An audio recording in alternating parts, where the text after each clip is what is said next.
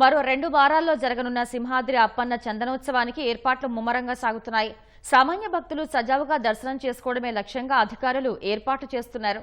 ఇప్పటికే కలెక్టర్ ఈ ఏర్పాట్లపై అధికారులకు దిశానిర్దేశం చేశారు. సింహాచలేశుని నిజరూప దర్శనం కలిగించే చందనోత్సవం కోసం సింహగిరి ముస్తాబవుతోంది. గత ప్రభుత్వ హయాంలో జరిగిన అనేక తప్పిదాలు నిజరూప దర్శనానికి వచ్చే భక్తులకు ఇక్కట్ల పాల్చేశాయి. వీఐపీ పాస్ల జారీ, టికెట్లు కొనుగోలు చేసిన వారికి ఎదురైన అనేక సమస్యలు పరిష్కరించే సన్నాహాల్లో అధికార యంత్రాంగం ఉంది. కేంద్ర ప్రభుత్వం అమలు చేస్తున్న ప్రసాద్ పథకం కింద 51 కోట్ల రూపాయలతో పనులు చేపడుతున్నారు.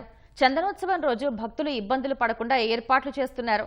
దాదాపు 2 నుంచి 3 లక్షల మంది భక్తులు వచ్చే అవకాశం ఉన్నందున వాహనాల రాకపోకలు, పార్కింగ్ కోసం అధికారులు మెరుగైన చర్యలు తీసుకోవాల్సిన అవసరం ఉంది. టైం స్లాట్లను పాటించడం ద్వారా రద్దీని బాగా నియంత్రించేందుకు అవకాశం ఉంది.